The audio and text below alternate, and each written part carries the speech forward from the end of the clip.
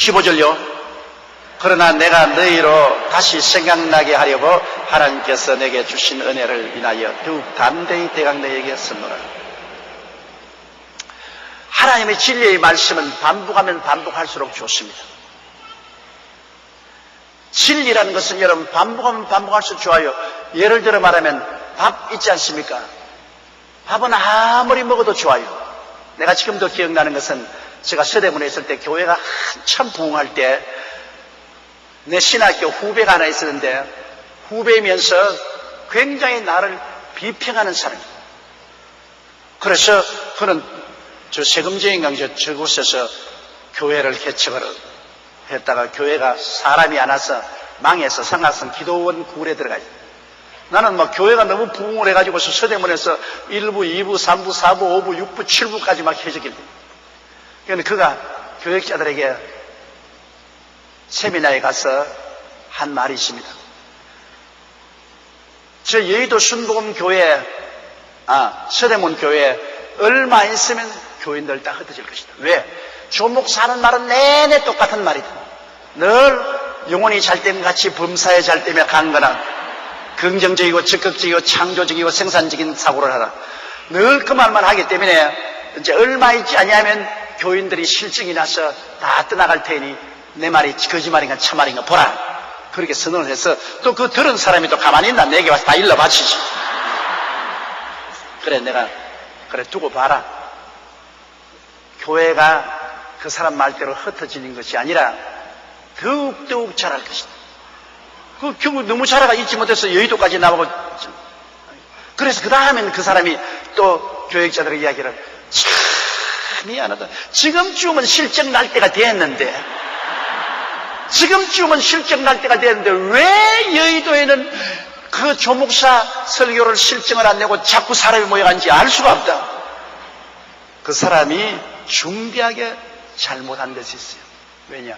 내가 여러분에게 아이스크림만 대접하면 여러분 365일 아이스크림 먹으러 온 사람이 있어요? 안 올 겁니다. 피자만 대접했다면 젊은이들만 남고 여러분 다 없을 거예요. 내가 하는 것을 그 사람 모르는 것은 나는 밥을 주고 있단 말입니다. 밥은 아무리 먹어도 지치지가 않아요. 다른 것은 지쳐요. 과자도 지치고 피자도 지치고 커피도 지쳐요. 밥은 아무리 먹어도 밥은 지치지 않아요. 밥 지치는 사람 손 한번 들어보세요. 밥은 안 지쳐요. 어제 먹었는데 오늘 또 먹고 오늘 먹으면 내일 또 먹고 나는 65년을 먹고 있어요. 그래도 또 밥이 좋아. 요사이 뭐 생식 한다 그래서 내가 생식 좀 해봤는데 밥 생각이 나서 못하겠어. 그래서 그냥 그만두고 밥 먹어요. 우리 애들 옛날 어릴 때 처자실 금식기도문에 가서 같이 금식시켜서 사흘이 되니까 둘째 놈이 밥 줘. 야 사흘간에 우리 일주일 금식하니까 이틀만 더 참자. 그러니까 나 죽으면 밥 될래. 밥이 얼마나 좋은지 죽으면 밥 되겠대. 금식하니까. 또 우리 교회 옛날에 있었던 여전도사님 한 분, 그때는 최자실 목사님, 나 정홍선 전도사님이라고 여전도사님 한 분 서희가 있었는데 그분이 금식을 하고서 그때는 기도원에서 소를 길렀어요. 소가 여물을 씹고 먹고 있는 것을 보고 자기 느낌에 소야 너는 얼마나 팔자가 좋아가지고서 금식도 안 하고 그렇게 풀을 맛있게 먹노. 나는 사람이 돼가지고서 어려운 문제가 생겨 밥조차 못 먹고 이렇게 있단다. 그래서 그 전도사님 하신 말씀이 자기가 그때 소가 그렇게 부럽더랍니다. 소는 마음대로 금식도 안 하고 밥을 먹으니 밥이란 것이 그렇게 좋거든. 그러면 내 후배가 크게 오해한 것은 내가 가장 근본적인 밥을 성도들에게 전하고 있어요. 가장 근본적인 영적인 양식인 하나님의 말씀, 예수 그리스도 십자가 중심의 오중복음과 삼중 축복의 말씀을 전하고 있기 때문에 이거는 밤낮 들어도 좋아요. 여러분, 내가 스스로 그 말씀을 44년간 전도하였는데 내가 전해도 또 좋아요. 내가 그 말씀을 전해도 내게 새로운 힘이 되고 좋고 또 듣는 사람 한국 사람도 좋아하고 미국 사람도 좋아하고 구라파 사람 좋아하고 아프리카 사람 좋아하고 다 좋아해요. 왜? 밥이니까. 아이스크림은 종종 먹는 것이 아니고 가끔 가다가 부흥사청에다가 한 번씩 먹고 피자도 부흥사청에다가 한 번씩 먹으면 돼요. 종종은 못 먹어요. 그렇기 때문에 우리가 이 진리의 말씀은 또 듣고 또 듣고 또 듣고 하는 것이 좋습니다. 그래서 늘 마음에 생각해야 돼요. 그러나 내가 너희로 다시 생각나게 한다는 것은 똑같은 말 또 한다 그 말인 것입니다. 성경은 똑같은 말 또 해도 좋지만은 다른 말은 똑같은 말 하면 재미가 없어요. 옛날 이야기 같은 거 한번 들은 거 또 하면 아무 재미도 없어요. 옛날 우리 자랄 때 우리 아버님께서 교훈을 하시는데 아버님은 잊어버리고 난 다음에 옛날 한 말을 또 하셔요. 그래 그게 한 번쯤 들은 게 아니라 한 10번쯤 들었어요. 그래서 우리 애들이 다 앉아서 저녁에 이제 아버님 교훈을 듣는데 아버님이 교훈을 이렇게 말씀. 우리 그때 누님이 말씀을 했는가? 아버지 그거 옛날에도 여러 번 말했어요. 그러니까 자기들이 말하면 들어라. 어른이 말하면 들어야지. 그래서 우리가 한참 정도 듣고 난 다음에 나중에 나와가 형제끼리 모여서 실력이 나서 못 살겠다 이제. 처음부터 끝까지 우리 다 외우고 있지 않느냐. 다 아는 말인데 또 하시니까 이제는 뭐 못 견디겠다. 우리끼리 그렇게 해서 아버님 흉을 본 것이 지금도 기억이 나요. 지금은 지나고 보면 그 교훈의 말씀이 참으로 좋은 말씀이었는데 어릴 때는 그 자꾸 들으니까 싫어. 세상 교훈이라는 것은 자꾸 들으면 싫어지고 그 말을 한 사람을 보고 잔소리꾼이라고 합니다. 자꾸 잔소리만 한다. 그러나 하나님 말씀은 그렇지가 않아요. 하나님 말씀은 다시 듣고 또 다시 듣고 다시 생각나는 것이 얼마나 좋아요. 그래서 바울 선생은 말하기를 내가 너희로 다시 생각나게 하려고 하나님께서 내게 주신 은혜를 인하여 더욱 담대하게 대학자에게 썼다고요. 편지는 이미 이 말씀은 너희가 아는 말씀인데 아는 말씀을 내가 다시 너희들에게 기억나게 합니다. 그래서 너희가 더 은혜가 넘치게 하기를 바랍니다. 그러므로 하나님 말씀은 여러분 창세기부터 계시록까지 읽고 또 읽고 또 읽고 그래도 새로워요. 내가 44년간 그 성경을 읽었어요. 소설책 하나를 44년간 읽으라 했으면 나 벌써 불태워버렸어. 미칠 거야. 그 44년을 소설을 읽으라 하면. 근데 성경은 44년을 읽어도 또 새로워요. 또 새로워. 매일 성경 읽기 그 책 가지고서 저는 이건데 오늘 분 제가 7월 11일 분을 읽었는데 그거 다 벌써 44년 읽어서 그 내용은 그냥 환하게 알아요. 이름만 내가 못 외우지. 왜냐하면 특별히 레위기에 이름 나오면 정말 괴로워 못 견디겠어. 누가 누구를 낳고 누가 누구를 낳고 누가 누구를 낳고 누가 누구를 낳고 누가 누구를 낳고 누가 누구를 낳고 그래서 아이고 하나님 왜 이런 걸 넣어놨습니까? 뭐 이름도 복잡하고 알 수도 없고 뭐 자꾸 낳았다는 소리 하는데 이 세상에 안 낳은 사람 누가 있어요? 그래서 막 그 장은 읽으면 내가 빨리 넘어가려고 애를 씁니다. 막 땡땡땡 읽고 막 이름도 대가리만 읽고 끝은 안 읽고 그냥.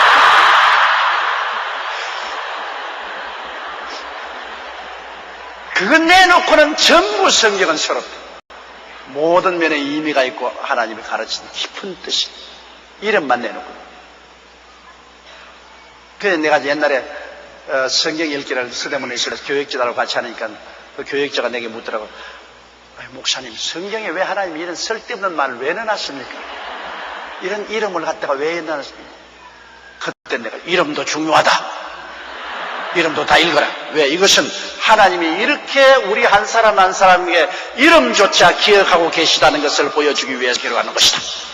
하나님이 이 옛날 사람 우리가 알지도 못하고 발음하기도 어려운 사람의 이름조차 쫙쫙쫙쫙쫙 이렇게 기록해 놓은 것을 보면 당신 같은 이름도 기억하고 있다 그 말이다. 그걸 하나님이 가르쳐주기 위해서 그렇게 했다. 그러고 난 다음 나중에 내가 혼자 생각했어. 야 대답 멋있게 했다. 어떻게 내가 그런 이 말이어서 나왔냐. 나도 실직이나 못 견디겠던데 이러는데 내가 참 대답 멋있게 했네. 생각해보니까 그 대답이 그렇단 말입니다. 왜? 아무도 알지 못하는 그 이름들을 하나님이 왜 책을 빼곡빼곡하게 기록해 놓았어요. 우리는 아무 관심도 없고 관계도 없지만 하나님은 그 이름 하나하나 다 관심이 있어 성령으로 말미암아 기록했거든. 그렇다면 이 세상 60억 인구 중에 20억이나 넘는 사람이 예수를 믿는데 그 중에 나는 모래알 중 하나인데 누가 나를 알아주랴? 그런데 사람은 몰라줘도 하나님은 알고 여러분을 하나님의 생명책에 기록해 놓았다는 것입니다. 여러분 이름을 하나님은 알고 계시고.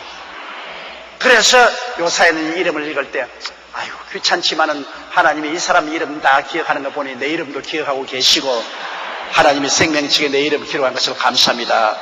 의미가 있다고. 대답 잘했죠? 그의 성령님이 지혜를 주셔서 대답을 해 주신 것입니다. 16절요. 이 은혜는 곧 나로 이방인을 위하여 그리스도 예수의 일꾼이 되어 하나님의 복음의 제상 직무를 하게 하사 이방인을 제물로 드리는 그것이 성령 안에서 거룩하게 되어 받으심적하게 하렵니다. 야, 이거 굉장히 긴 말씀입니다. 이 은혜는 즉 복음 말씀을 증가하는 은혜를 말하는 것입니다. 나로 이방인을 위하여 그리스도 예수의 일꾼이 되어. 여러분 하나님이 우리를 일꾼으로 부르지 않습니까? 일꾼. 왜 하나님은 저 사람은 부르고 나는 안 부르냐? 여러분 일꾼은 말 그대로 일하는 사람을 부르는 것입니다. 게으른 사람은 주님이 안 불러요. 일꾼은 일해야 일꾼이 되지. 게으른 사람 부릅니까? 셀리더들을 어떠한 사람을 하나님이 셀리더로 칭한지 압니까? 그것은 열심으로 일하는 사람을 셀리더로 하나님이 칭하지 나홀로 셀리더는 하나님이 안 칭합니다. 왜? 일을 안 하니까 나홀로가 되지. 세상에 나홀로가 뭐냐 창피하게. 나홀로라는 것은 여러분 하늘나라에는 있을 수가 없어요. 하늘나라는 예루살렘에서 온 유대와 사마리아와 땅까지 이르내 정의이라고 했으니 내가 하나님의 일꾼 되었으면 일을 해야지. 이게 논꾼이라고 안 했어요. 논은 논꾼이 아니고 일꾼이에요. 일하는 사람을 주님이 택해서 기름 부어주세요. 주님이 택하신 12사도 보세요.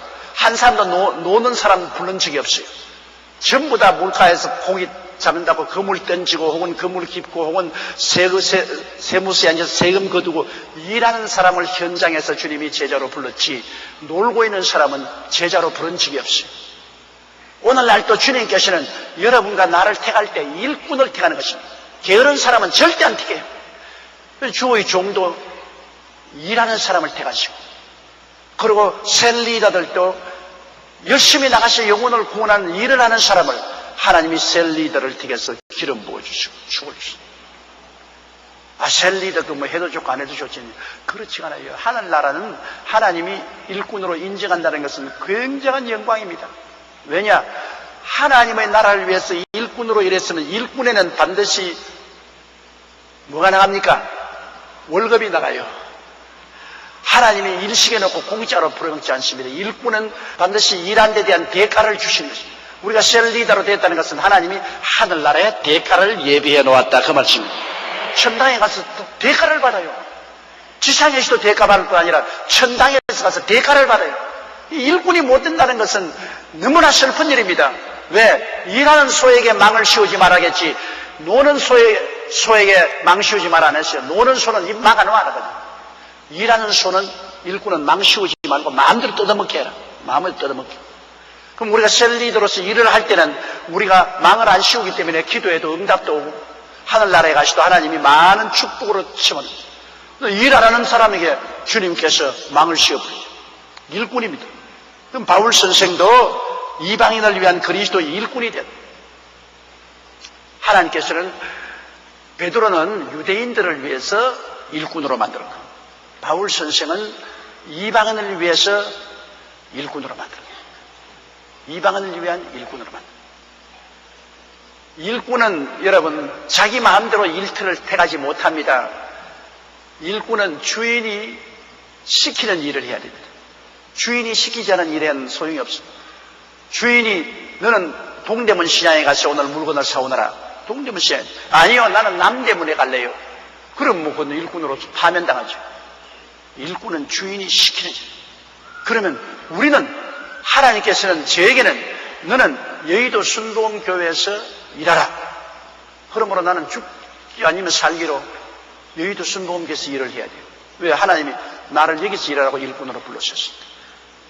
그럼 여러분은 너희는 이 서울에 수많은 교회가 있지만은 너희는 여의도 순복음교회에 가서 성도가 되고 그곳에서 일꾼이 되라.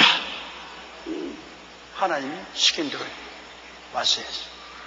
우리는 우리가 주인이 아닌 이상 우리는 종이요, 시종이요, 모섬이요, 일꾼이기 때문에 주인이 시킨 대로 해야 돼.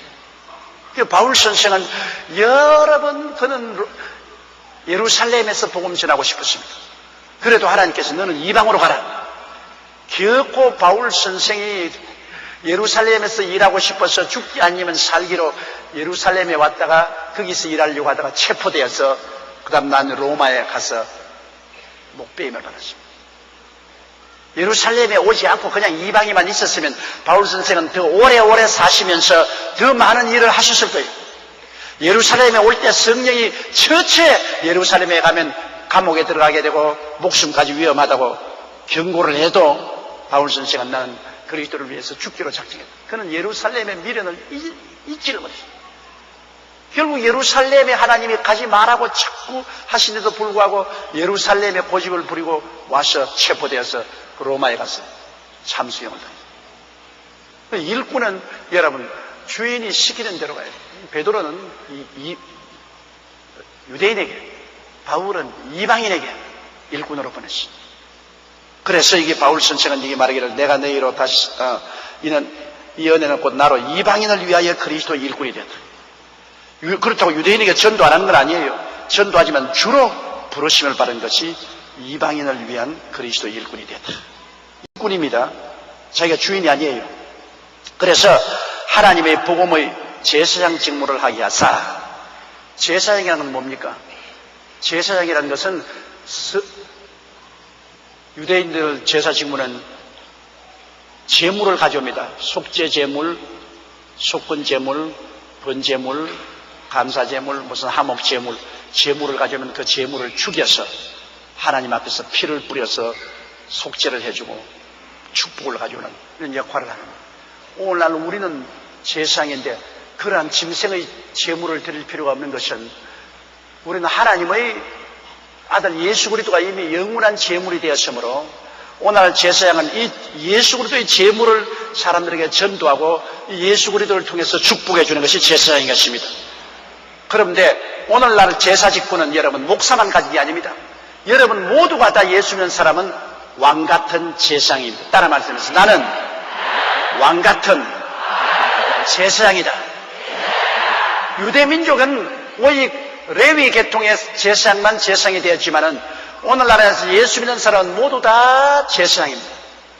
여러분이 다 예수 그리스도라는 우리 제물, 영원한 제물, 이 그리스도의 복음을 전해서 그 보혈로 사람들의 죄를 용서받게 해주시고 이 그리스도의 제물을 통해서 사람들이 복받도록 전하고 기도해주고 모두 다 우리 제사장 역할을 해요. 여러분 다 제사장이에요. 제사장의 역할을 꼭 해야 돼요. 제사장이 그냥 가만히 있으면 안 돼요. 그러므로 우리는 항상 다른 사람들에게 그리스도의 보혈을 전도해서 죄 용서를 받게 해주고 또 믿음이 약하고 고난당한 사람은 제사장으로 그들 가서 회개시키고 축복해주고 힘을 주고 하는 이 제사장 역할을 하는데 바울 선생은 이방인의 일꾼으로서 하나님의 복음의 제사장 직무를 하게 한 것입니다. 그래서 이방인을 제물로 드리는 그것이 성령 안에서 거룩하게 되어 받으심 하게 하는 이게 바울 선생께서는 이방인을 예수 전도해서 하나님의 제물로 드리겠다. 예수님은 영원한 제물이지만은 예수 그리스도를 믿고 난 다음에 구원받은 이방인들조차도 제물은 하나님을 기쁘시게 하는 것이기 때문에 이방인을 하나님이 기쁘시게 하는 산 제물로 이방인을 하나님께 드리겠다. 우리의 영원한 제물은 예수님이 것입니다. 그러나 예수 믿은 사람도 그리스도와 함께 우리가 산 제물이 될 수가 있는 것입니다. 그러므로 바울 선생께서는 제사장으로서 예수 그리스도의 복음을 전가하여 이방인들을 구원해서 하나님이 기뻐하시는 제물로 하나님의 소유물로 바치겠다는 것입니다. 성령 안에서 거룩하게 되어 받으신 저예요. 우리가 성령이 우리를 거룩해 하지 우리 힘으로 거룩하게 안 되지 않아요. 우리가 복음 전도하고 예수를 믿고 구원을 받아도 우리가 거룩하게 되는 것은 성령이 오셔서 감화 감동하여 우리를 회개시키고 통회하고 자고하고 거룩하게 만들죠. 우리 힘으로는 안 돼요. 여러분, 맹숭맹숭한 맨밥 먹을 수가 없잖아요. 아주 밥이 안 넘어갈 때는 물에 말아서 먹으면 잘 넘어가요. 사실은 물에 말아 먹는 것이 위장에는 안 좋아요. 왜냐, 위에는 위액이 나오기 때문에 위액이 밥을 소화하는데 물을 먹으면 위액을 희석시키기 때문에 소화를 못하게 합니다. 그런데도 불구하고 옛날에 소화 잘 못하는 사람은 그냥 먹기가 곤란하니까 막 밥을 막 물에다가 탁 들어가 막 툭툭 말아가면 물 쳐먹는, 그러기 때문에 소화가 안 되는 겁니다. 그러므로 밥은 위가 약할수록 꼭꼭 씹어서 물을 적게 먹으면 소화액이 tuy어서 소화가 되죠.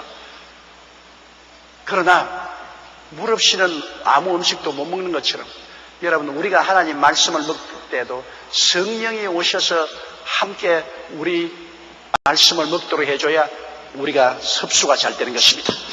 맨밥만 못 먹어요. 이 외국 사람들은 시어리얼이라고, 여러분도 시어리얼 많이 잡수시죠? 한국말로는 시어리얼이라는 말 없잖아요. 그죠? 밀이나 쌀이나 박산 튀긴 거. 박상이라 그러죠. 박산. 황 하는 거 뭐라 그럽니까? 그거. 튀김. 홍튀김? 그 경상도에서는 박산이라 그래요. 박산. 그 어떤 사람이 우리 교인이 내게 항의를 해봤어요. 왜 목사님이 자꾸 경상도 말을 하느냐? 그래서 내가 대답을 했습니다. 나는 어머니 젖꼭지 물고서 배운 말이 그 말밖에 없으니까. 그 어떻게 내가 고치냐? 나는 학교에서 표준말을 배웠지만은, 그러나 말할 때마다 표준말이 나오는 게 아니라 어머니 젖꼭지 물고 배운 그 말이 자꾸 나오니 어때 하나 용서해 주소. 근데 자관, 그 미국 사람들은 그걸 아침 식사에 넣고 그거를 먹어요. 보리나 쌀이나 튀긴 것, 뻥 하고 튀긴 것, 기름에 튀긴 건 아니고요. 그냥 맹 것을 먹으면 못 먹어요. 그게 어떻게 먹느냐? 우유를 부어야 돼요. 우유를 부어가지고 우유하고 섞어서 먹으면 아주 맛있게 먹는다고요. 그와 같이 여러분, 말씀은 바로 이 튀김과 같은데, 튀긴 그거 한데 거기에 성령의 우유를 부어야 돼요. 성령의 우유를 부어야 맛있게 먹지. 맛있게 먹어요.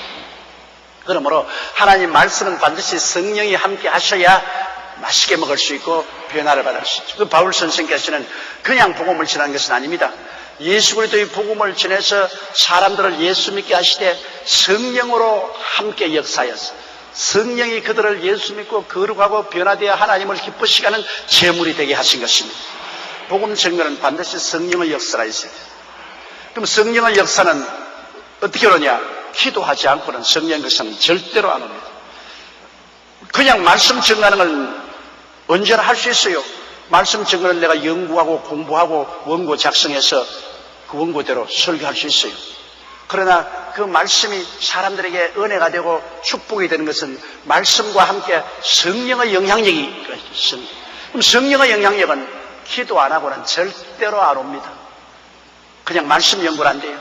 그렇기 때문에 주의 종의 큰 부담은 하나님 말씀을 준비하고 난 다음 하나님이여 여기에 성령의 기름 부으심을 달라고 하나님께 애를 하고 간절히 기도해야 되는 것입니다. 애타는 기도를 해야 돼요. 저도 여러분 말씀 준비하고 난 다음 항상 이게 주여 성령 주시옵소서, 성령 주시옵소서, 성령 주시옵소서, 성령이 오지 아니하시면 이 일을 어떻게 할 수 있습니까? 평생을 부르신 것이 그것입니다. 성령의 기름 부으심이 안 오면 도저히 할 수 없는데 성령이 강물같이 넘쳐나면 말씀이 얼마나 맛있게 전파될 수 있는지 몰라요. 바울 선생은 그냥 복음의 제사장으로서 직무를 한 것이 아니라 성령의 거룩하게 하신 능력과 합쳐서 하니까 사람들이 구원받고 성결화되고 변화받죠. 놀라운 역사가 일어나죠.